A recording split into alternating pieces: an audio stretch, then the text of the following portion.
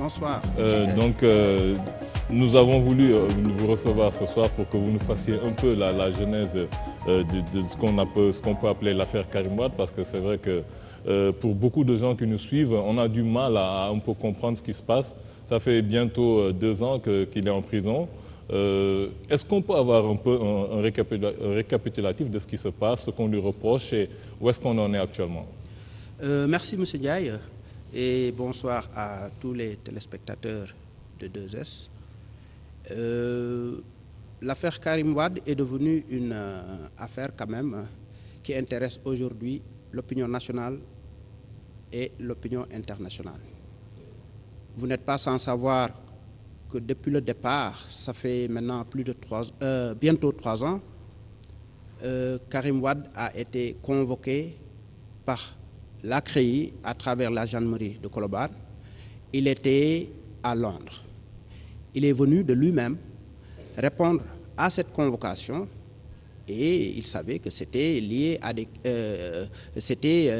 à ce qu'on a appelé aujourd'hui la traque des biens supposés mal acquis.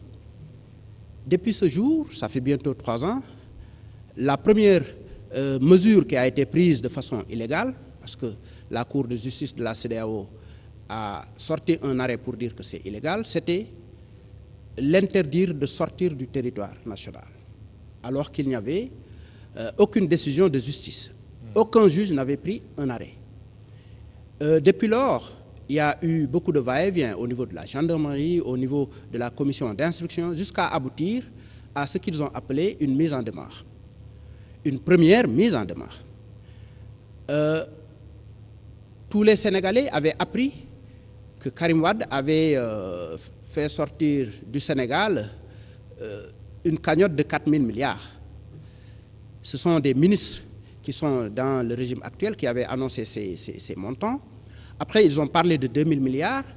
Et à l'occasion maintenant de la première mise en demeure, le procureur spécial lui a reproché presque 700 milliards. Et Karim Wade avait 1 mois pour répondre à cette mise en demeure du procureur spécial. À travers sa réponse, Karim Wade a présenté au procureur spécial un document de 47 pages et des annexes, des documents, des pièces justificatives au nombre de 3 000, ce qui fait quand même un dossier volumineux. Le procureur spécial n'a pas pris le temps nécessaire pour épulser ces dossiers, s'est précipité quelques heures après d'aller le prendre chez lui. Depuis lors, il est en prison. Ça fait presque 2 ans.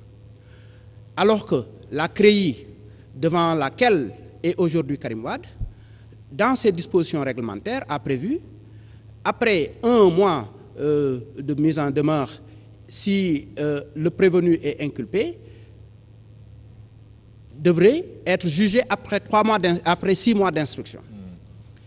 Les premiers 6 mois ont écoulé, non, pas renouvelable.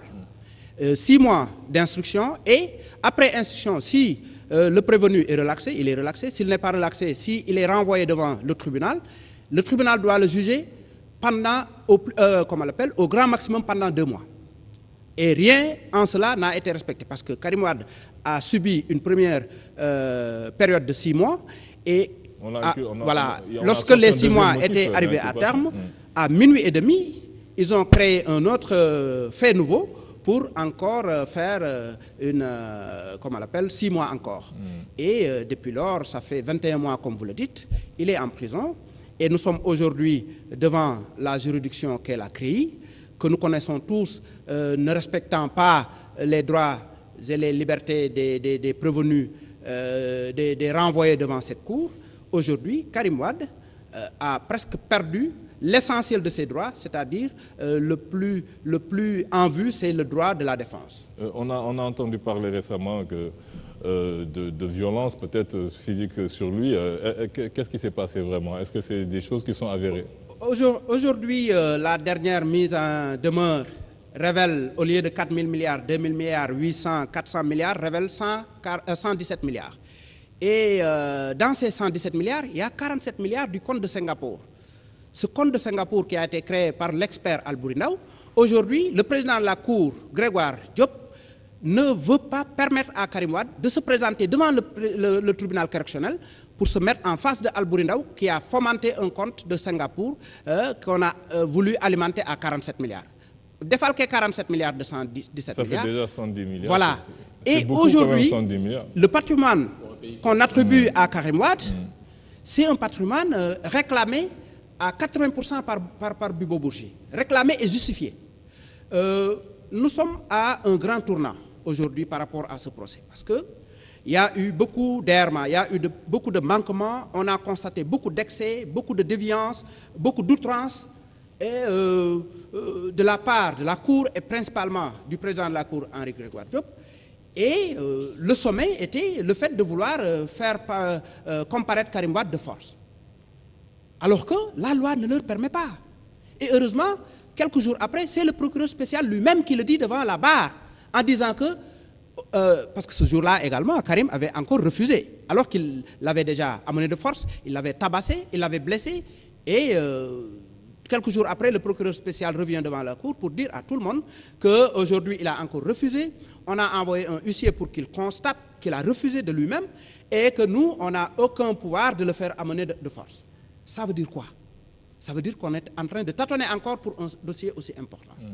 Au même moment, le président de la Cour a expulsé un avocat de la défense au moment où il était devant la barre en train d'interroger un témoin. Les commentaires du président qui dit à l'avocat, mais apparemment vous ne connaissez pas votre métier. Ce n'est pas son rôle. Ensuite, il lui dit, Maître Amadou Sall lui répond, moi je connais bien mon métier et ce n'est pas à vous de m'apprendre mon métier. Il lui dit, de toute façon, nous connaissons les bons et les mauvais avocats.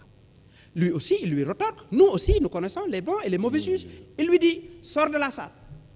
C'est quelle justice? On est où? On est au Guantanamo? On est où? On est dans les pays de l'Est ou bien on est au Sénégal où on a vécu 2 alternances paisibles.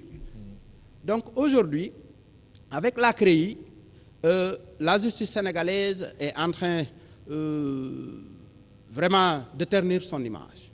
Ce n'est pas toute la justice, mais cette partie qui est concernée par la CREI quand même a fini de ternir l'image de la justice. C'est pourquoi l'ensemble des avocats de la défense, qui sont presque une trentaine, parce que ce sont les avocats de Karim Wade, les avocats des autres co-prévenus, Bibo Bourgi, les avocats de Mamadou Pouy, les avocats de Alioune Samba Diassé, les avocats de Agboba et les avocats de Mbaye Ndiaye, ont décidé ensemble de suspendre leur participation au procès devant la CREI, parce que le président Henri Grégoire Diop, qui a eu à dire à Karim Wade, est-ce que vous pensez après ce procès-là, vous allez rentrer chez vous? Qui a ordonné qu'on tabasse Karim Wade, qui ne donne aucune possibilité aux témoins à décharge de s'exprimer, qui à chaque fois rabroue les avocats de la défense, qui donne une large plage au procureur spécial, aux avocats de la partie civile, dont on doute encore la légalité de leur présence au procès. Mais nous sommes dans un match où il y a du 3 contre 1.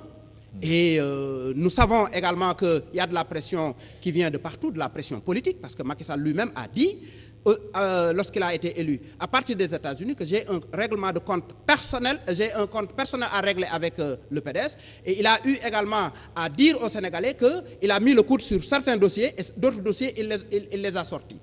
Donc, c'est lui qui a également ressuscité la CREI, qui est illégale, qui est une cour d'exception. C'est lui qui a nommé les juges qui sont là-bas. C'est lui qui a renvoyé récemment le procureur spécial Alioune Ndao parce qu'il ne faisait plus son affaire. Donc tout ce qui se déroule aujourd'hui devant la CREI est de la responsabilité de Macky Sall et de lui personnellement. Je vais passer la parole à Sassoum pour un peu voir ce qu'elle en pense. Est-ce que vous pensez que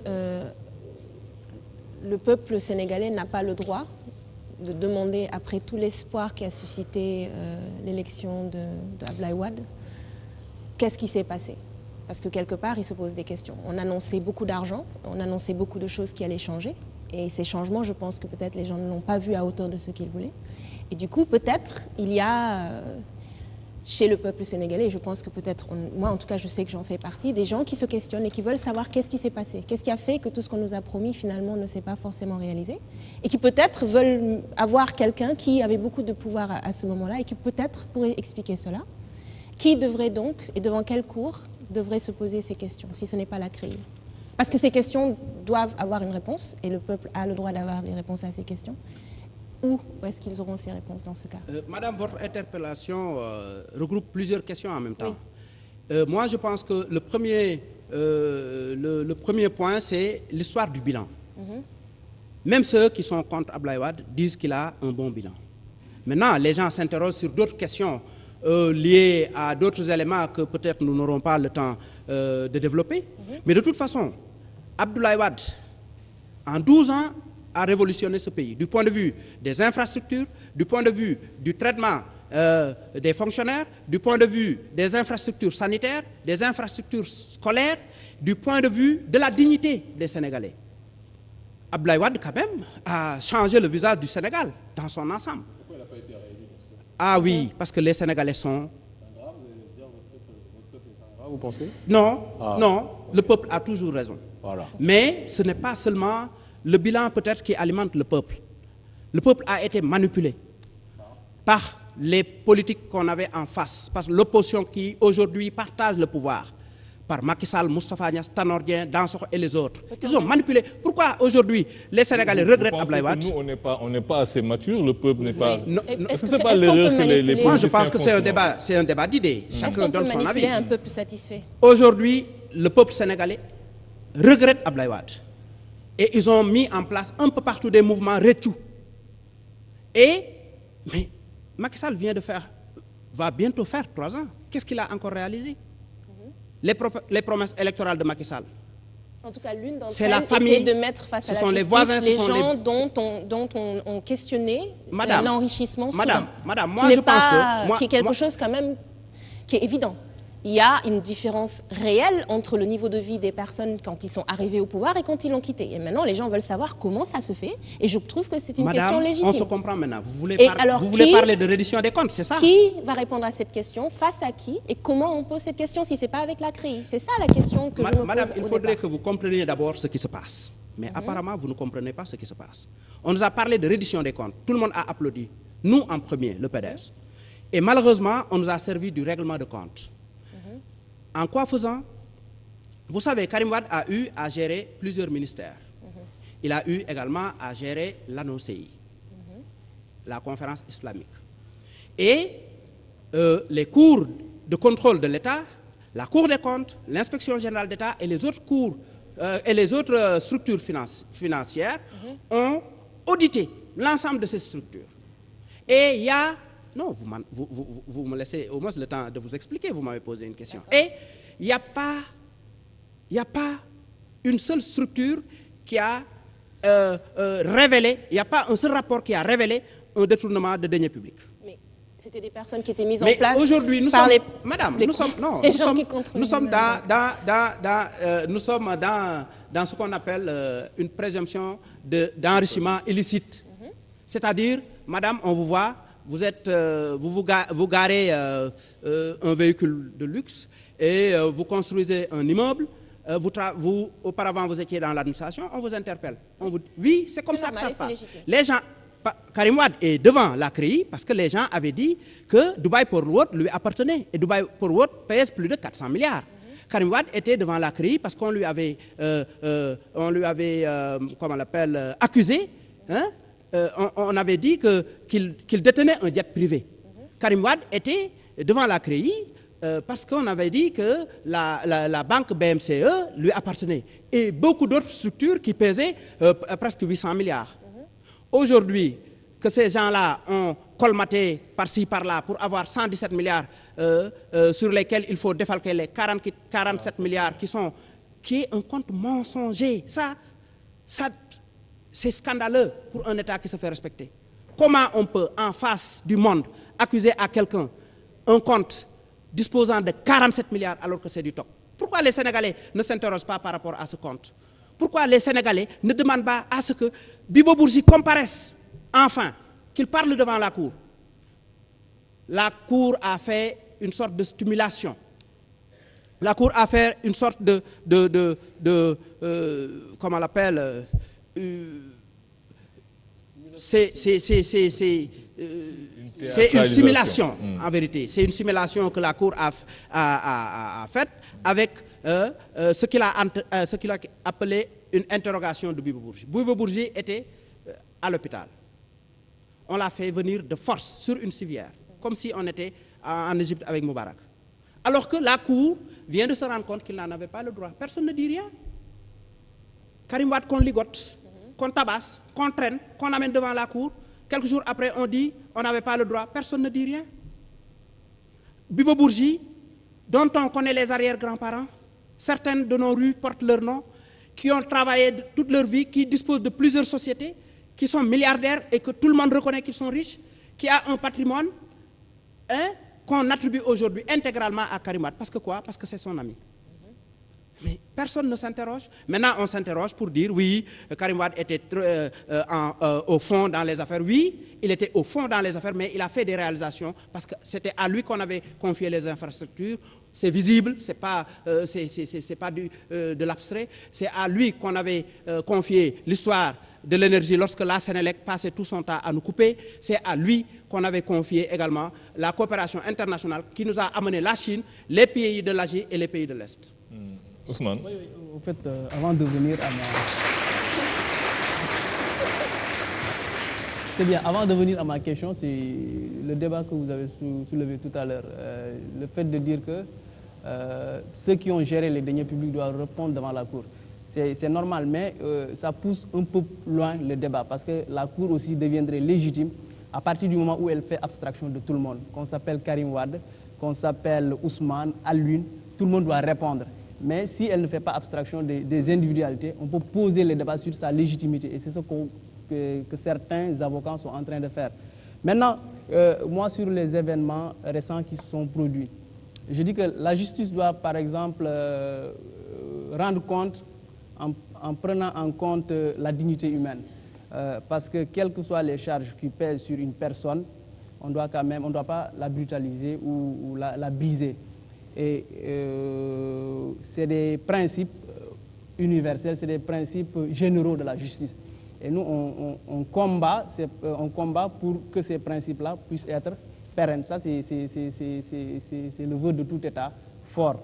Maintenant, la question fondamentale que j'aimerais vous poser, vu tout ce problème, est-ce que le débat n'est pas en train d'être déplacé du côté pénal au statut politique? Vous savez, ce procès est un procès politique.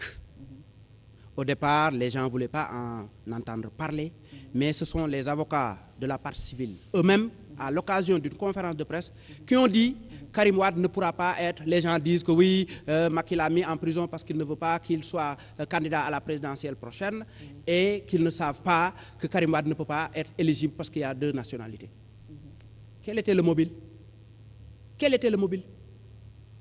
Et puis, tout cela répond de la volonté de Macky Sall annoncer le compte qu'il veut régler avec le PDS. Parce que depuis lors, ce ne sont que les dignitaires du PDS qui sont convoqués à la gendarmerie, à la DIC, et qui sont mis devant le tribunal. Aujourd'hui, ce qu'il y a lieu de retenir est que Karim Wade était même allé jusqu'à observer une grève de la faim, parce que n'ayant plus aucun moyen de se défendre, il est en prison. Devant la Cour, on ne respecte aucun de ses droits. Je vous donne un exemple. On a annoncé presque une centaine de témoins. Parmi les témoins, il y en a qui viennent, ils témoignent à charge, d'autres témoignent à décharge. Mais depuis quelque temps, pratiquement tous ceux qui parlent, les derniers 5 directeurs des impôts et domaines ont blanchi Karim Wade. L'ancien ministre des Finances blanchit Karim Wade. Les notaires, les commissaires aux comptes blanchissent. Depuis ce jour-là, le président Ali Wade, un jour s'est réveillé pour dire on nous a dit qu'on était lent. Qui?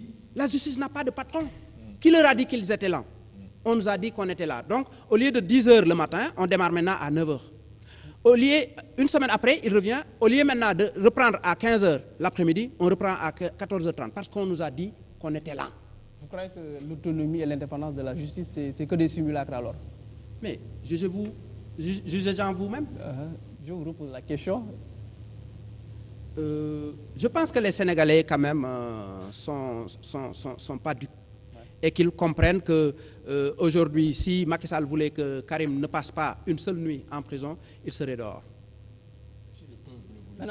Mais non. Karim passe une seule nuit en prison, il se serait manifesté énormément. Or, on a quand même l'impression, moi, je pense contrairement à ce que vous dites... Peut-être aussi, vous sous-estimez les manifestations que le peuple, une partie du peuple est en train de faire. Et hier seulement, des jeunes étudiants, des jeunes du MEL, qui est une structure de notre parti, des jeunes de l'UJTL, voulaient organiser un sitting. Ils avaient déclaré cette manifestation 7 jours avant, alors que la loi leur indique 5 jours, pour rester dans les délais. Ils n'ont reçu que du mépris, parce qu'ils n'ont même pas été convoqués pour discuter de cette manifestation. C'est à l'heure que devait commencer cette manifestation, c'est-à-dire hier, c'est-à-dire le mercredi à 15 h, qu'ils ont été appelés alors qu'ils étaient sur place. Et ils ont défié les forces de l'ordre que l'État avait mis sur les lieux. Ils ont été interpellés. C'est hier, c'est le mercredi, tard dans la soirée, qu'ils ont été libérés. Et récemment, lorsque nous avions manifesté, lorsqu'on a brisé le genou de Karim Wade, lorsque nous avions manifesté sur la VDN, les forces de l'ordre... Oui, il est en béquille, c'est vrai. Il est en béquille. Un genou, on n'est pas en béquille, on est à l'hôpital et on est opéré quand même. C'est énorme. Et minimiser les dégâts, bravo. Non, oui, on enfreint à ses droits, il a été brutalisé, on l'amène de force alors que la loi ne le permet pas. Vous vous intéressez... Non, mais c'est que les propos sont importants. Ce sont mes propos que j'assume. C'est grave, oui. Briser le genou de quelqu'un, ce sont mes propos et je les assume. J'étais en train de dire que ce jour-là, lorsque les jeunes ont manifesté leur désaccord par rapport à cette brutalité, les forces de l'ordre sont venues à notre permanence tirer des centaines de lacrymogènes. On l'a montré devant la télé. Et on a blessé des personnes au niveau de notre... On a cassé les vitres parce que c'est le pouvoir, nous sommes de l'opposition, nous n'avons plus aucun droit, c'est ça. Si vous êtes d'accord, tant mieux. Ce sera le tour des autres un jour. Une petite question. Est-ce que vous ne pensez pas que ce que vous dites serait plus légitime si les manifestations n'étaient pas systématiquement venant de votre parti et qu'elles étaient plutôt à partir du peuple en général? Si, lorsqu'il y a eu un soulèvement, pour qu'il y ait un changement. Alors si là, par exemple, vous aviez 10 000 jeunes, tout parti confondu, qui se soulevaient pour dire qu'il y a injustice, est-ce que ça ne légitimerait pas ce que vous dites? Parce qu'à partir du moment où, actuellement, en général, systématiquement, quand on voit des manifestations, c'est des jeunes du PDS ou des pontes du PDS ou des gens qui sont encadrés par le PDS. Donc pour que ce que vous dites soit légitime et que ce soit le peuple sénégalais qui n'est pas d'accord, il faut que ce soit, pour que ce soit légitime, je dis, il faut que ce soit une manifestation populaire et non... Au-delà des clans, des clivages et des partis. Par une manifestation populaire. C'est-à-dire une manifestation qui n'est pas... C'est pour ça d'ailleurs que les civils, c'est pour ça que même si on sait que derrière il y a parfois... Qui est-ce qui l'organise? C'est lui? Non, c'est-à-dire on n'organise pas, justement. Un soulèvement populaire, en général, il s'organise après. On sent qu'il y a quelque chose et tout le monde sort dans la rue. Je vais vous rassurer, madame. Pour rassembler, il faut que les gens ne soient pas du PDS. Je pense, pour que ce soit, pour qu'on puisse l'entendre. En vérité, ce que vous dites là est très important.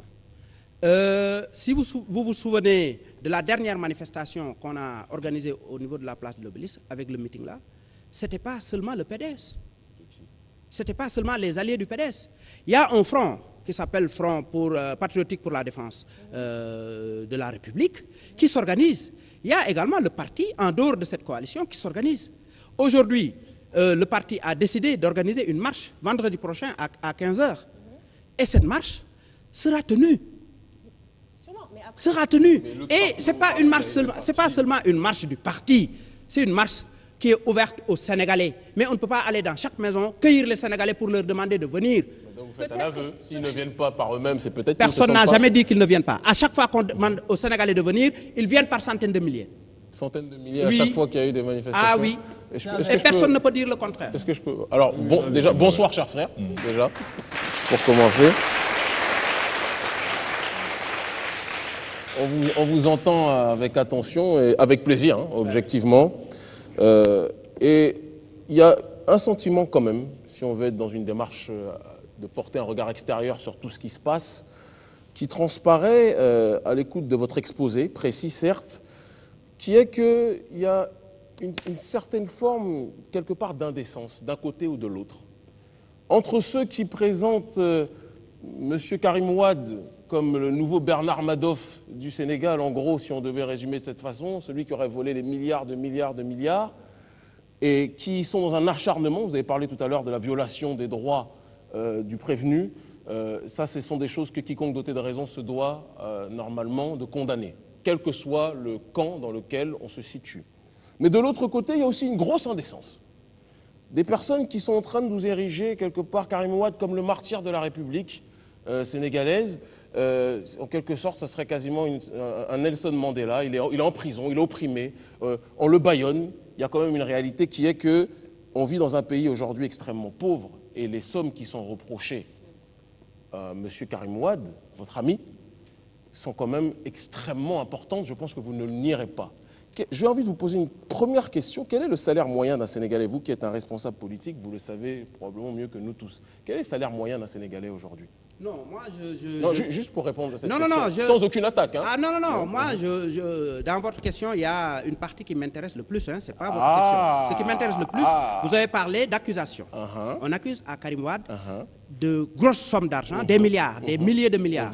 Mais aujourd'hui, l'accusation se résume à moins de 100 milliards, à peut-être 60 milliards. Merci pour votre précision. Non, j'ai pas fini. D'accord. Et regardez-moi bien, ces 60 milliards qui restent, ces soixantaines de milliards qui restent, à 90% appartiennent à des gens qui l'ont justifié et qui le réclament. C'est ça l'aberration. Donc, vous êtes en train de me dire qu'en réalité, c'est une fantasmagorie totale, on ne reproche strictement rien en réalité à Karim Wade. C'est ça que vous êtes en train de me dire. C'est un délit de sale gueule, si je devais employer cette expression. Moi, je n'emploierai pas cette expression, mais je dirais tout simplement que c'est une parodie de justice. Très bien. Les gens sont en train de faire un règlement de compte et une chasse aux sorcières. Et l'affaire a pris une tournure et qu'ils ne s'y attendaient pas. Aujourd'hui, ils sont paniqués. Ils usent de tous les moyens pour l'affaiblir, le bâillonner, l'atteindre moralement, mais c'est peine perdue. Très bien. Alors, je continue quand même, après cette première question, parce qu'on n'avait pas répondu à l'autre partie qui vous intéressait le moins, qui est quel est le salaire moyen? Parce que je pense que ça intéresse le peuple de savoir si... cet exercice avant de venir. Vous n'avez jamais cherché à savoir salaires, combien gagner en moyenne? Énorme entre les salaires. Mais c'est pour ça qu'on parle de salaire moyen, justement, pour faire une synthèse entre ceux qui gagnent le plus et ceux qui gagnent le moins, qui sont une majorité. Vous n'avez aucune idée. D'accord. Bon, certaines personnes parlent quand même, vont jusqu'à 60 000 francs CFA pour la majorité. Il y en a même qui gagnent moins. Voilà.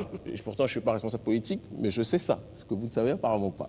Alors, quand on entend ce salaire qui est objectivement bas, est-ce que vous comprenez qu'une grande quantité de Sénégalais, et il ne s'agit pas de clans PDS, PS ou autres, se dit que lorsque l'on entend qu'il est reproché à Karim Wade d'avoir déposé, notamment dans les paradis fiscaux comme à Monaco, des centaines de milliards de francs CFA, vous comprenez que les Sénégalais ne peuvent pas se sentir indignés, même... Je vais vous donner la bonne information. Juste que je termine, même quand il y a des violations apparemment objectives, comme vous le disiez tout à l'heure, de droits élémentaires de Karim Wade. Normalement, dans n'importe quel pays, quand les droits d'un détenu sont violés, le peuple se lève. Mais le problème, c'est qu'il y a un taux de pauvreté tellement énorme ici. Et ce qu'on reproche à Karim Wade en termes de détournement est tellement énorme, et jusqu'à preuve du contraire, même si ce qui vous est reproché est abusif, ce que je peux essayer d'entendre dans votre réflexion. Le problème, c'est que dans la défense qui est la vôtre, il n'est absolument pas non plus prouvé complètement qu'il n'a rien détourné. Vous débattez juste sur le degré des milliards. Alors, entre 100 milliards et 1 milliard, vous êtes quand même un milliardaire, vous êtes d'accord avec moi? Et c'est ça le problème. La plupart des gens qui n'ont rien ici, la plupart des gens qui se lèvent le matin à 6 h du matin pour vendre des cacahuètes et pour avoir très peu ici, d'accord? Lorsqu'ils entendent que la défense qui dit non, vous mentez, il n'a pas volé 100 milliards, il n'a volé que 3 milliards, vous êtes un menteur, c'est un opprimé. Mais les gens se disent, mais nous là avec nos cacahuètes, ce n'est pas des milliards qu'on a. Vous comprenez? Et c'est ça le problème. Et c'est pour ça que j'ai envie que vous compreniez que le débat n'est pas... Parce que quiconque connaît la dureté de la prison ne peut se réjouir. Et en tout cas, il faut que vous sachiez que la plupart des gens, je ne le pense pas, personne ne peut se réjouir du fait que Karim Wade est en détention, il faut le dire, préventive, d'accord, par rapport à cette affaire. Celui qui se réjouit de ça n'est pas quelqu'un d'humain, à mon sens. Mais il faut aussi avoir un peu de décence dans la défense, selon le point de vue de beaucoup de gens, dans la manière d'exposer les faits. Le but n'est pas de dire « non, vous vous trompez, il n'a pas détourné autant de milliards, il en a détourné juste un ou deux ». Un ou deux, 3 ou 4, c'est déjà beaucoup trop pour beaucoup de gens et c'est ça le problème de fond. Et j'espère que vous comprenez ce qu'on est en train de dire. D'abord, je fais une précision par rapport à ce que vous avancez. Il n'a détourné aucun franc. Aucun franc. Aucun franc. Donc là, c'est vraiment le baïonné. Je dis bien, aucun franc n'a été détourné. Aujourd'hui, on est devant la CREI. La CREI a ramassé le patrimoine de plusieurs personnes, des sociétés qui appartiennent à des personnes, et cela a été prouvé par les actes, par les actes, par les actes notariés, par les registres des actionnaires. C'est ça, il y a peut-être... Vous dites quoi? Je pense qu'il y a une seule notaire qui a peut-être dit que les sociétés appartenaient à Karim. Elle a dit que Karim l'a appelé plusieurs fois dans son bureau pour pouvoir mettre en place certaines sociétés. De toute façon, c'est ce qu'elle a dit. Non, la notaire n'a pas dit cela. La notaire a dit qu'au moment de confier une entreprise, Karim l'avait appelé pour le mettre en rapport avec le propriétaire. C'est ça la bonne information. Il ne faut pas mélanger des choses. Non, je sais, mais ensuite, le fait qu'il nos avocats, les avocats de la défense, n'ont jamais dit que Karim avait détourné 1 franc ou 2 francs. Ils ont toujours annoncé en face du monde que Karim Wade, aujourd'hui, poursuivi pour enrichissement illicite, n'a pas d'argent. Non, on n'a jamais dit n'a pas d'argent. Non, on n'a jamais dit qu'il était... Laissez-moi terminer, ou bien vous connaissez la réponse. Non, mais justement, on peut la connaître. On vous écoute. La réponse est que Karim Wade, qu'on poursuit pour des centaines de milliards, est poursuivi politiquement. Mais au tribunal, aucun juge, aucun avocat de la partie civile, aucun procureur spécial n'a encore prouvé 1 seul milliard appartenant à Karim Wade. Maintenant, vous aviez parlé tantôt de 99 milliards de Monaco. Ça aussi... c'est pas dit somme, c'est vous, c'est un lapsus. Non, vous avez regardé votre document. S'il vous plaît, non. Non, je vous ai vu regarder votre document pour parler de 99 milliards. Ça aussi, il ne faut pas leurrer les Sénégalais. C'est faux. Ce compte-là, ce compte-là n'existe pas. C'est encore du faux. Allez-y au tribunal. Je vous invite à aller au tribunal. Parce qu'aujourd'hui, au moment où je vous parle, toute la défense est partie. C'était du 3 contre 1. Aujourd'hui, c'est du 3 contre 0. Vous savez vraiment... Et je vous dis, aujourd'hui, la Cour a la possibilité, la latitude, sans aucun obstacle, de montrer les milliards, de sortir les milliards, parce que la Cour est là-bas avec le procureur spécial qui a accusé Karim Wade, et les avocats de la part civile qui n'ont pas leur place, parce que là-bas, ils n'ont pas leur place devant la CREI, parce que l'État n'a pas subi de préjudice. Donc, même la présence des avocats de la partie civile a été une entorse à la loi. Et personne ne dit rien. On se dit quand même, quand on vous écoute, que, avec toute l'affection qu'on peut avoir pour vous, cher frère, Karim Wade, avec les amis qu'il a à l'heure actuelle, n'a pas besoin d'ennemis. Et je vais m'expliquer clairement dans cette réflexion. Vous le défendez, c'est le sentiment quand même de beaucoup de Sénégalais, je pense, et beaucoup d'Africains aussi, qui regardent ça à l'international, parce que vous l'avez très bien résumé, cette affaire est beaucoup suivie à l'extérieur même du Sénégal. C'est quand même un élément de fond. Parce que vous le défendez, non pas, on sent votre fougue, on sent votre énergie. Vous feriez peut-être même un très bon avocat, là n'est pas la question. Mais le fond du dossier, c'est que vous auriez dû peut-être beaucoup plus axer sa défense sur le fait de dire que tant que tout n'est pas prouvé, M. Wade doit être en liberté provisoire. Mais le fait de dire « il n'a rien volé, il n'a rien détourné, il n'y a aucun milliard, M. Karim Wade est complètement innocent », chose qui est exposée... Pas passer en porte-à-faux avec son père, je veux dire, son père lui-même a dit à la télé que tout l'argent qu'il a, c'est moi qui lui ai donné. Et voilà, donc quel argent? Écoutez, personne n'a jamais dit que Karim Wade était un pauvre. Personne ne l'a jamais dit. Mais vous dites je ne connais pas le montant de son argent. Je sais qu'il vit correctement parce qu'il a travaillé dans sa vie. C'est un euphémisme, cher ami. S'il vous plaît, parce qu'il a travaillé aussi dans sa vie. Oui, mais bon, beaucoup de personnes qui travaillent, on travaille tous. On n'a pas le rythme de vie de Karim Wade quand même. Pas la chance qu'il a. Non, objectivement. D'accord. On travaille tous. C'est simplement pour vous dire qu'en vérité, il y a d'autres personnalités politiques qui ont annoncé beaucoup de milliards et apparemment ça n'a heurté personne. Ça, on peut vous rejoindre dessus.